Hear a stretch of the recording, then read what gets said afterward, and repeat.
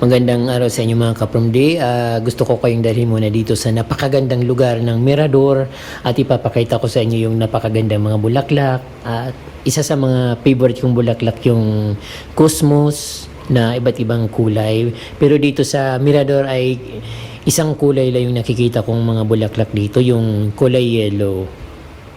Ayan, punong-puno ng mga bulaklak dito. Hindi lang cosmos yung nandito, kundi mga mayroon din silang mga marigold.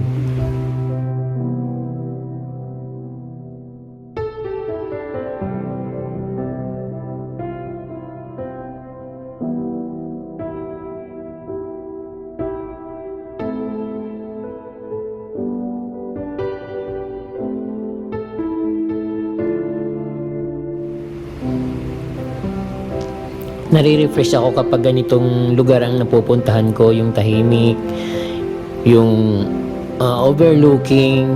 Ito yung gustong-gusto kong lugar na puntahan.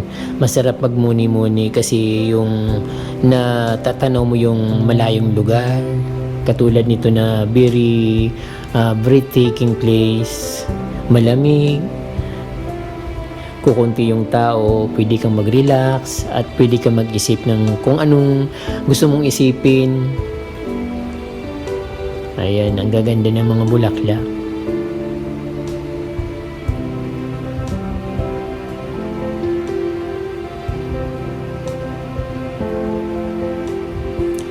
Hindi ako masyadong mahilig sa bulaklak, pero ang favorite na bulaklak ko yung mga cosmos.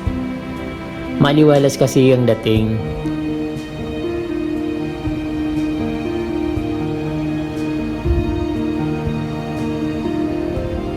Mahilig din akong mag-akyat sa mga matataas na lugar, sa mga bato na malilinis katulad nito. Yan, gusto ko yung palaging maabot yung pinakataas niya at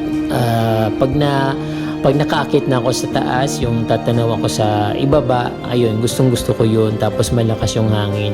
Sarap mag-relax.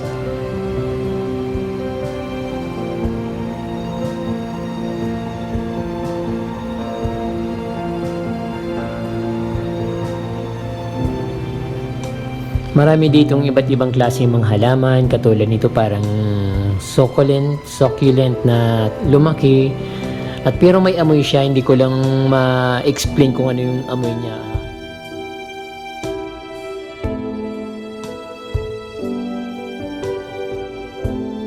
Dito rin yung first time kong makakita ng cosmos na puti.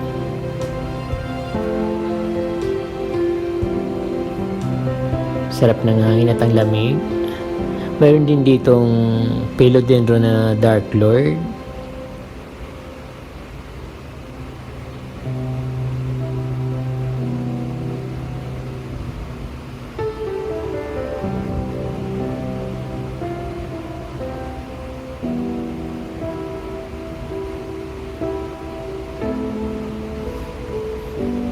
Giant silum.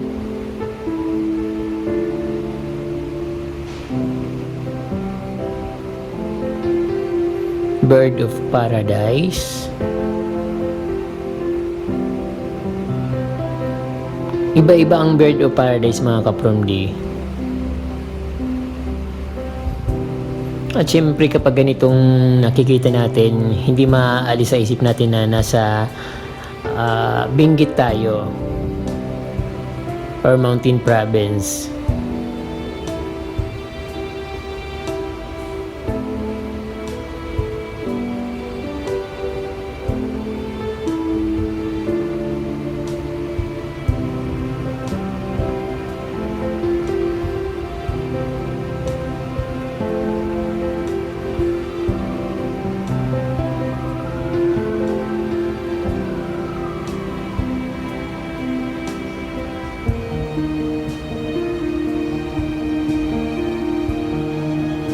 Kapag nakita ako ng bato na ganyan, gusto ko akyatin. Katulad nito, nandito ako sa taas ng bato, pero mayroon pa palang mas mataas na bato na dapat akyatin ko. Pero nadaanan ko na yung kanina.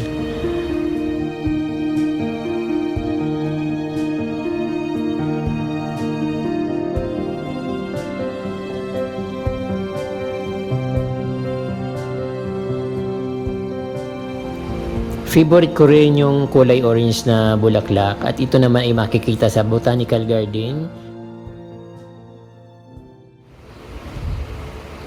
Ang Botanical Garden po ay nasa Baguio City. Isa sa mga favorite place ko dahil sa kanyang lamig.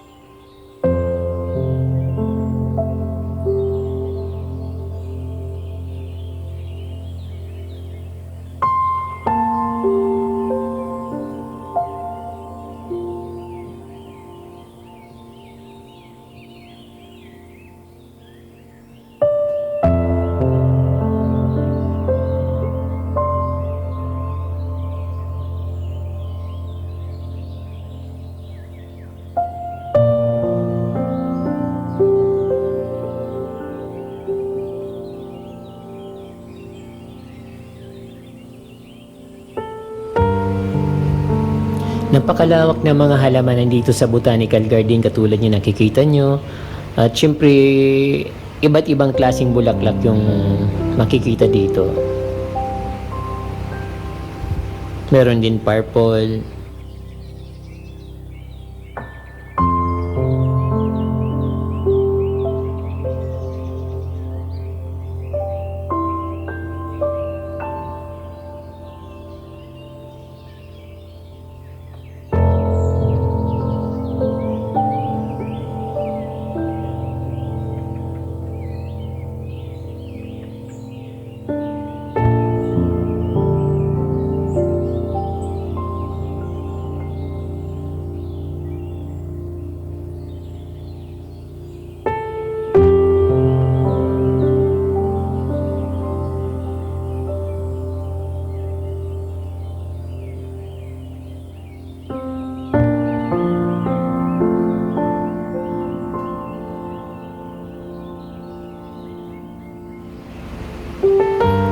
Paraisong paraiso ang dating kapag yung bulaklak niya ay nag-bloom.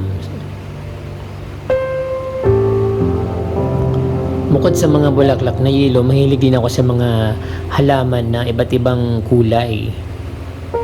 At hindi ako mahilig kaparmdi sa mga bulaklak talaga. Nagagandahan lang talaga ako sa mga cosmos. But yung mga makukulay na halaman katulad ng bigonya, gusto ko yan.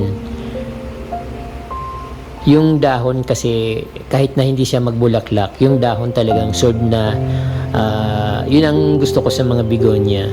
Katulad ng ibang mga halaman na makukulay yung dahon.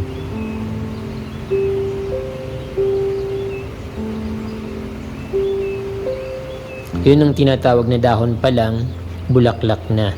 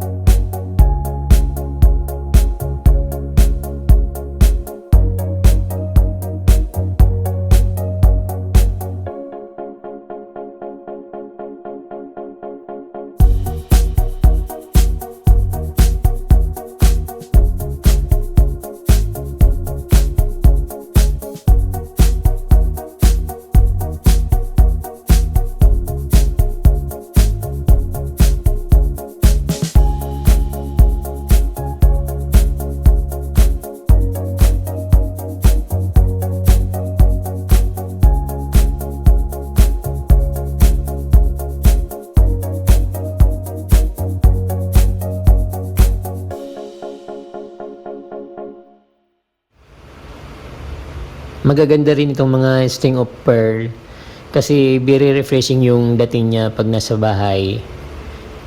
At lalo pag nag-lash na siya.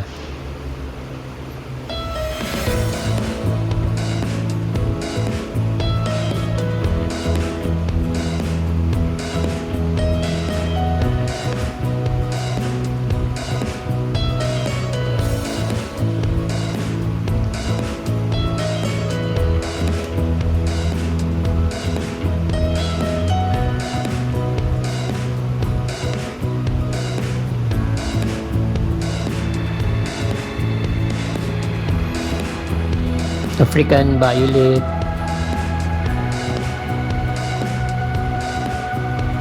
peperomia,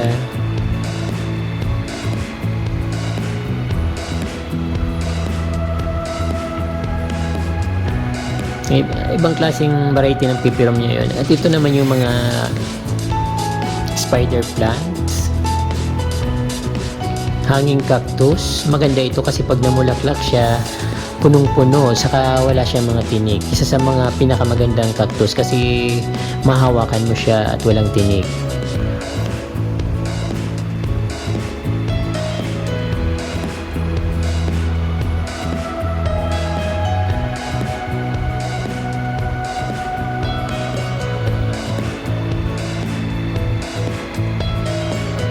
Golden photos. Ay napakaraming variety ng mga plants dito sa botanical.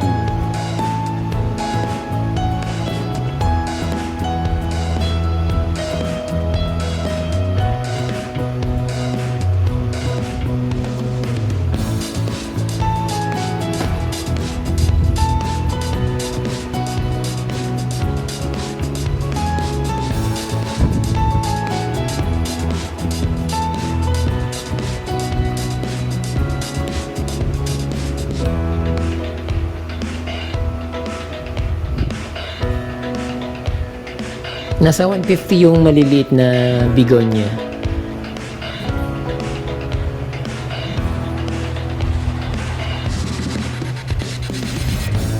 Hindi masyadong magandang kulay ng ano dito. Ayan, maganda rin itong plant na ito, mga plants. I think hanging plant siya. Dahil malamig dito sa Baguio, kaya magandang kulay niya. At umaayon sa kanilang lifestyle.